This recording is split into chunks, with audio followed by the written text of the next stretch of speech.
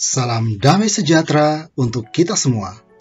Selamat datang di kanal Jelajah Alkitab.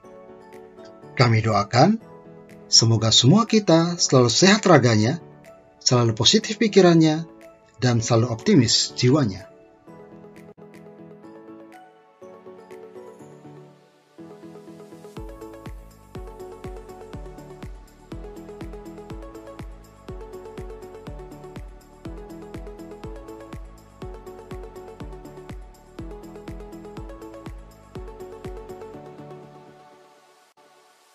Sahabat Jelajah Alkitab, kita semua pastinya sangat mengenal profesi bidan. Bisa jadi juga di antara sahabat Jelajah Alkitab berprofesi sebagai seorang bidan. Bidan, atau dalam bahasa Inggrisnya midwife, diartikan sebagai seorang tenaga profesional di dalam bidang kesehatan yang bekerja sebagai mitra perempuan untuk memberikan dukungan, asuhan, dan nasihat selama masa hamil, masa persalinan, dan masa nifas, serta bentuk-bentuk pendampingan lainnya terhadap ibu dan anak.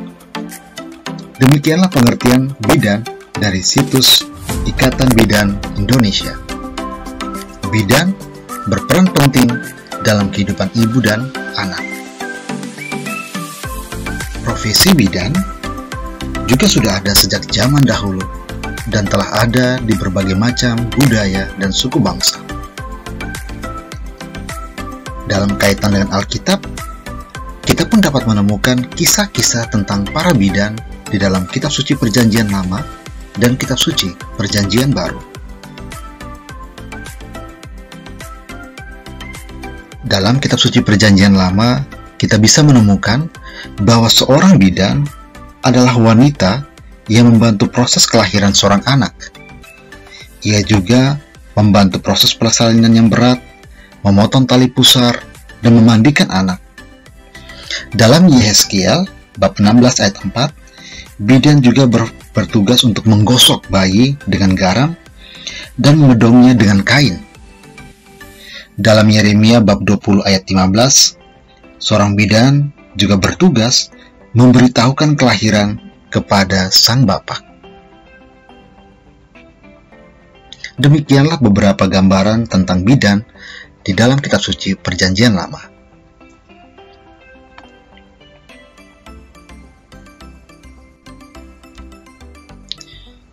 Sahabat Jelajah Alkitab, dalam kaitan dengan bidan, tim Jelajah Alkitab telah menyediakan sebuah kisah yang menarik yang bersumber dari Alkitab tentang kisah dua orang bidan yang inspiratif dan kiranya bisa memotivasi dan menginspirasi sahabat Jelajah Alkitab yang berprofesi sebagai seorang bidan.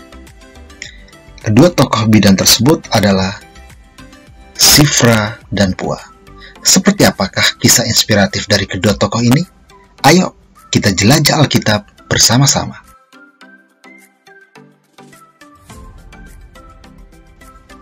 Kisah tentang Shifra dan Pua muncul pada masa di mana bangsa Israel hidup dan menetap di tanah Mesir. Bangsa Israel makin hari makin bertambah banyak. Dan hal ini menyebabkan Firaun merasa gelisah dan berpikir jika semakin hari semakin bertambah banyak orang Israel, maka bisa-bisa orang Israel menguasai Mesir. Untuk mencegah hal itu, maka Firaun memerintahkan semua bidan yang ada di Mesir, termasuk bidan-bidan dari bangsa Ibrani, untuk membunuh setiap bayi laki-laki yang dilahirkan perempuan-perempuan Israel.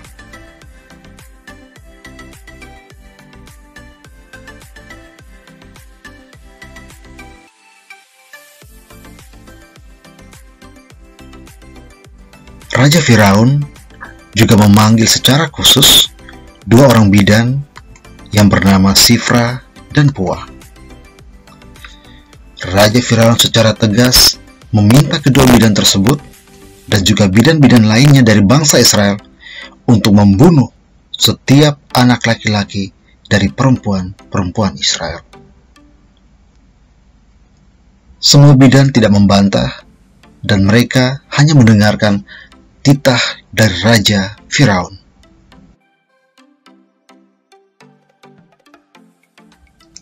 Sahabat jelajah Alkitab, apakah Sifra dan Pua sungguh-sungguh mengikuti titah yang disampaikan Raja Firaun? Ternyata tidak. Sifra dan Pua lebih taat pada Allah ketimbang pada Firaun. Allah menghendaki kehidupan dan bukan kematian. Kehidupan manusia itu adalah suci. Demikianlah ajaran Allah. Maka Sifra dan Pua lebih memilih untuk menyelamatkan kehidupan anak laki-laki Israel. Maka setiap kali ada persalinan, mereka selalu menyelamatkan bayi laki-laki tersebut. Mereka lebih memilih menyelamatkan kehidupan manusia.